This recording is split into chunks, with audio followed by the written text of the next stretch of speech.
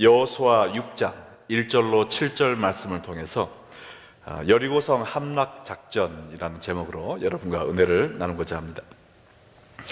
여호수아 1장에서 5장은 가나안 함락, 가나안 정복 전쟁을 위한 이스라엘 백성들의 준비 과정을 수록한 부분이고요. 여호수아 6장부터 시작을 해서 가나안 중부, 남부 또 북부를 점령하는 전쟁 과정이 기록되어 있습니다. 이스라엘 백성들이 40년간의 광야 생활을 마치고 가나안의 요단강을 걸어서 지나가면서 드디어 입성을 했습니다. 근데 가나안 성에 도착하자마자 그들을 맞이한 것은 박수치는 군중도 아니었고요. 그 다음에 수고했다라고 상을 주는 것도 아니었고, 그들을 죽이기 위해서 혈안이 되어 있는 여리고 성 사람들이었습니다. 근데 하나님이 하신 그 큰 일을 이미 목격하고 들었기 때문에 함부로 이스라엘 사람들을 공격하지 못했어요. 그러나 우리가 가장 먼저 배울 수 있는 진리는 뭐냐면, 가나안 성에 들어갔음에도 불구하고 거기에 여리고 성이 딱 버티고 있었단 말이죠. 약속의 땅이라고 해서 어려움이 없는 것이 아닙니다. 우리도 예수님을 믿고 주 안에서 생활하려고 할 때 모든 것이 일사천리로 진행되면 얼마나 좋겠습니까? 그러나 우리가 예수님을 믿고 하나님의 뜻대로 살려고 해도 우리 앞에 여리고 성과 같은 큰 장애물이 가로막혀 있을 때가 있다는 것이죠. 그래서 오늘 말씀을 통해서 하나님이 여리고 성 함락 작전을 주시는 모습을 통해서 우리의 영적 생활 혹은 우리의 이 세상에서의 삶 속에서 여리고 성과 같은 큰 문제가 우리 앞을 가로막고 있을 때 우리가 어떻게 극복해야 되는가 말씀을 통해서 배우고자 합니다. 첫 번째 우리가 배울 수 있는 진리는 뭐냐면, 문제를 믿지 말고 하나님을 믿으라 라는 것입니다. 한번 같이 따라해 볼까요? 문제를 믿지 말고 하나님을 믿으라. 오늘 1절 말씀을 보면 이렇게 나와 있습니다. 이스라엘 자손들로 말미암아 여리고는 굳게 닫혔고 출입하는 자가 없더라. 이 여리고 사람들이 성문을 굳게 잠가두고 이스라엘의 공격에 대비해서 철저하게 준비하고 있었다는 것입니다. 이 고고학적 자료를 살펴보면 이 여리고성이 얼마나 난공불락의 요새였나라는 것을 알 수가 있습니다. 역사적으로 이 여리고성은 이때까지 한 번도 함락당해보지 않은 성이었습니다. 왜냐하면 이 성은 언덕 위에 있었고요, 그리고 성이 별로 크진 않았어요. 약 2만 스퀘어 피트이었다. 근데 이게 미국 것으로 따지면 6에이커밖에 안 됩니다. 6에이커. 이번에 성지순례 작년에 갔다 오신 분들 알지만 이 성들이 크지가 않았어요. 마을이 여기서 여기 끝입니다. 우리 교회가 지금 파킹장까지 하면은 7에이커거든요. 그러니까 여리고 성이 우리 교회보다도 작은 성이었습니다. 그럼에도 불구하고 한 번도 함락당하지 않았어요. 왜냐하면 언덕 위에 있고, 그 다음에 이 성에 두 벽으로, 쌍벽으로 둘러싸여 있습니다. 근데 이 외곽성은 2m 두께였어요. 그래서 자동차가 다닐 수 있는, 마차가 다닐 수 있는 그런 넓이였습니다. 그리고 높이는 약 12m가 됐는데, 그 성벽은 또 여러분 락 클라이밍 가다 보면은 잘하는 사람들은 막 거꾸로 매달려 가잖아요. 그것처럼 이 외벽은 경사져 있었다 그럽니다. 그래서 이 붙잡고 가는 것도 없기 때문에 그 성벽을 기어서 올라가는 것은 불가능했다. 성벽이 2m나 됐습니다. 아무리 그냥 이 나무로 갖다 찧어도 이 성벽이 허물어질 리가 없죠.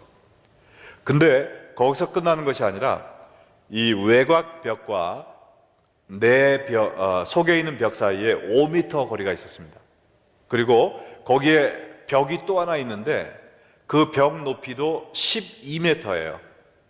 12m면은 여기서 저희 교회 천장이 12m 안 될 거예요, 아마. 그죠?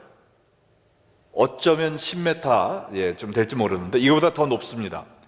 그 성벽의 두께가 얼마였느냐? 그거는 4m였습니다. 아마 중국의 만리장성 정도 된 것 같아요. 그렇게 아주 넓은 높은 그런 벽이 2개나 있었습니다. 그래서 이걸 보고 이스라엘 사람들이 야, 이거를 어떻게 우리가 뚫고 들어가나? 이스라엘 백성들은 철로 만든 무기도 없었거든요. 더군다나 이 사람들이 문을 굳게 잠가두고 출입하는 자가 없다 그랬는데요. 우리가 이미 여호수아 3장 15절에서 본 것처럼 그때는 추수 말기였습니다. 추수한 지가 얼마 안 됐으니까 성 안에 음식이 많았을까요? 적었을까요? 산더미처럼 쌓여 있었겠죠. 몇 달이고 6개월, 7개월은 문을 열지 않아도 충분히 먹고 살 만한 양식이 준비되어 있었습니다. 그걸 보며 이스라엘 사람들이 뭐라고 생각했을까요? 야, 이거는 완전히 불가능이다. 우리는 무기도 없지. 이렇게 높고 두꺼운 벽을 2겹이나 되어 있는 이 벽을 우리가 어떻게 뚫고 들어간단 말인가? 이 사람들이 문이라도 열어주면 한번 삐죽고 들어가 보겠는데 6개월 이상 열지 않아도 충분히 먹고 남을 식량까지 쌓여있고, 그 여리고성을 보면서 그들이 들었던 메시지는 우리는 도저히 이 여리고성을 함락시킬 수 없다라는 메시지를 들었을 거예요. 그러나 그와 동시에 하나님은 뭐라고 말씀하십니까? 2절을 한번 보겠어요. 2절에서 하나님 말씀하시기를 여호와께서 여호수아에게 이르시되 보라, 내가 여리고와 그 왕과 용사들을 내 손에 넘겨 주었으니. 그 지금 처한 상황을 보니까 우리는 도저히 이 난관을 헤쳐나갈 수 없다라고 느끼게 됩니다. 그러나 하나님이 말씀하시기를 뭐라고 말씀하십니까? 내가 이미 여리고 성과 그 성의 왕과 거기에 있는 모든 군사들을 내 손에 넘겨 주었으니. 미래형입니까? 과거형입니까? 무슨 형이에요? 네, 과거형이죠. 하나님은 이미 작정하셨다는 거예요. 아무도 바꿀 수 없는 하나님의 의지가 벌써 이 여리고성을 내가 너희를 위해 넘겨 주었다라고 말씀하고 계십니다. 이제 남은 것은 무엇이냐? 그 이스라엘 백성들이 여리고 성이 주는 메시지를 믿을 것이냐, 아니면 하나님이 그들에게 주시는 메시지를 믿을 것인가 하는 결정입니다. 하나님은 이 큰 성을 우리에게 넘겨줄 수 있는 분이지만, 어떠한 어려움도 우리를 위하여 극복해 줄 수 있는 분이지만, 믿음이 없이는 그것을 경험할 수가 없습니다. 예수님은 뭐라고 그러셨어요? 계속해서 연거푸 복음서에서 내 무엇대로 될지어다? 믿음대로 될지어다 말씀하십니다. 우리가 인간의 눈으로 볼 때는, 세상적인 눈으로 볼 때는 도저히 가망이 없는 듯한 상황이 많이 있습니다. 그러나 그때마다 하나님은 우리 옆에서 서서 이렇게 말씀하신다는 것이죠. 나는 이미 이 문제를 너의 손에 넘겨주었다. 이 문제를 일으키는 모든 그러한 원인들을 내가 처리했다. 이것은 이미 극복되었다 라고 하나님은 얘기하고 계시단 말입니다. 그런데 우리가 무엇을 믿는가? 이 상황이 주는 불가능이란 그 메시지를 내가 믿고 있는가? 아니면 하나님이 주시는 내가 이미 다 이루었다라는 이 메시지를 믿고 있는가? 거기에 따라서 우리의 삶이 변한다는 것이죠. 제가 20년, 이제 1개월만 있으면 시카고 온 지 20년이 되네요. 근데 그때 레이피어 장로교회 영어 목회를 하러 왔는데, 시카고에 있는 목사님이, 어느 목사님이 그러더라고요. 이 시카고에는 100명 넘는 영어 목회가 없습니다. 이 시카고에는 영어 목회가 100명 넘을 수 없는 땅입니다. 그래요. 그 상황을 얘기해 주시는 거예요, 저한테. 그리고 그때 레이큐 장로교회 와보니까 25명의 영어부 회원들이 있었어요. 저도 거기서 결정을 해야 됩니다. 이 사람의 이야기를 듣고 이 시카고에서는 절대로 100명 이상 영어부가 자랄 수 없다, 이거를 믿을 것인가? 아니면 하나님은 시카고에 있는 2세들을 사랑하셔서 100명 이상 구원하기 원하신다, 이걸 믿을까? 결정을 해야 됐었어요. 제가 이걸 믿었을까요? 이걸 믿었을까요? 불가능 아니면 가능? 가능을 믿었죠. 물론 가능을 믿었습니다. 그 마음을 가지고 왔더니 하나님께서 1, 2년 사이에 25명이 100명을 넘게 해주셨어요. 지금은 100명 넘는 영어부가 여러 개 됩니다, 시카고에.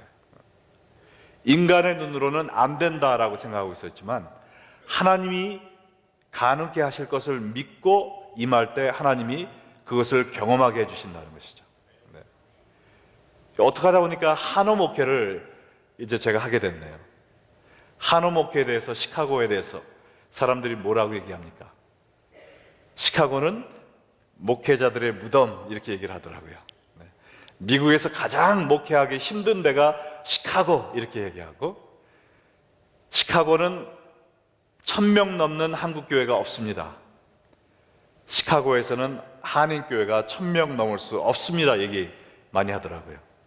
여러분 그거 믿으세요? 하나님이 시카고에서는 한인교회를 1000명 넘게 못하는 하나님이십니까? 믿으세요? 안 믿으시죠? 네. 저도 안 믿기로 했어요. 우리 교회가 얼마나 성장할지 저는 모르지만 제가 믿기는 시카고에 하나님을 믿지 않는 단 한 명이라도 그 한인 교포가 있다면 우리 교회는 부흥해야 됩니다. 부흥해야만 해요. 왜냐하면 숫자에 관계없이 한 영혼을 위해 예수님을 십자가에 못 박으신 하나님의 사랑을 생각할 때 우리는 안주할 수 없다는 것이죠.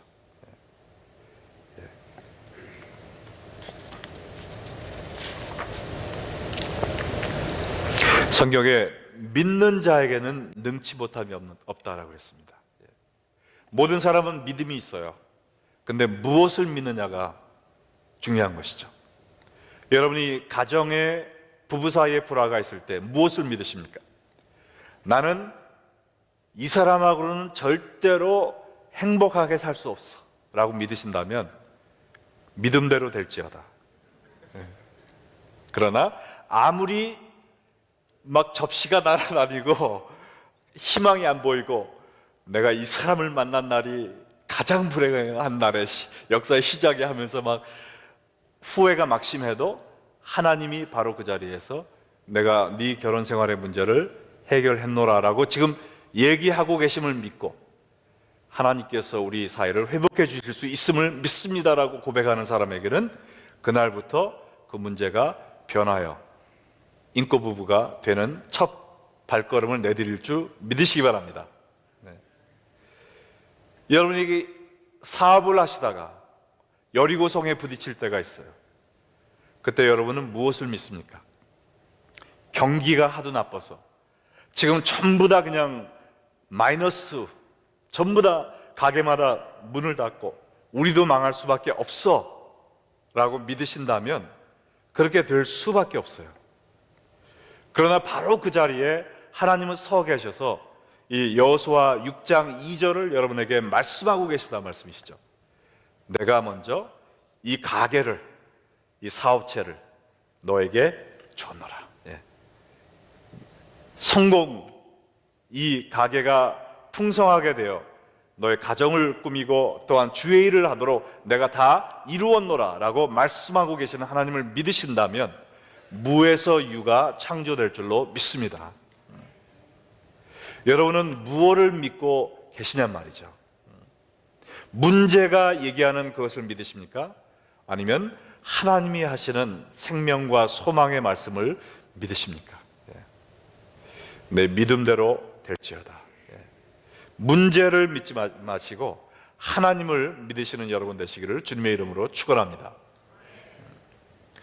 두 번째는요, 우리가 여리고성에 당면했을 때 사람의 방법이 아닌 하나님의 방법을 쫓아야 한다는 것입니다. 사람의 방법이 아닌 하나님의 방법을 쫓아라. 여호수아 6장 3절로 5절에 보면 하나님께서 이 성을 점령할 전법을 지금 말씀해 주고 계십니다. 근데 기가 막혀요. 읽어보면 너희 모든 군사는 그 성을 둘러 성 주위를 매일 한 번씩 돌되, 화살 쏘라는 말도 없습니다. 그냥 돌으라는 거예요. 그것도 엿새 동안이나 하래요. 그 다음에 제사장 7은 7 양각 나팔을 잡고 언약궤 앞에서 나아갈 것이요, 7째 날에는 그 성을 7번이나 돌래요. 그리고 제사장들이 나팔 불고, 제사장들이 나팔을 길게 불어 그 나팔 소리가 너희에게 들릴 때는 백성들이 큰 소리로 야 하고 외치면 성벽이 무너져 내린대요. 그때 각기 앞으로 올라가서 점령하라는 것입니다. 이 말을 들은 사람들이 really? 손자병법 어디를 봐서 이런 게 있습니까? 삼국지에 봐도 이런 얘기는 안 나와요. 인간 생각으로 볼 때는 도저히 말이 안 되는 겁니다. 뭐 하루에 한 바퀴만 돌아라, 6일 동안 돌아라. 도는 것도 순서가 있습니다. 제일 먼저 무장한 군인들이 돌고, 그 다음에 제사장들이 7 제사장들이 나팔 들고 돌고, 그 다음에 언약궤가 가고, 그 다음에는 군대가 가고, 그냥 돌라는 거예요. 돌멩이도 한번 던지지 않고. 그러다가 마지막에 나팔을 울면 소리를 외치라는 것입니다. 그러면 된다는 거예요. 이것은 사람의 머리로는 도저히 make sense가 되지 않는 것입니다. 내가 이렇게 했다가는 사람들의 조롱거리가 되지, 저 바보들 봐라 저거, 손가락질 당하기 십상입니다. 그러나 무엇을 믿어야 할까 결정해야 됐던 여호수아는 또한 어떤 방법을 결정해야 될까, 어떤 방법을 택할까 결정해야 됐습니다.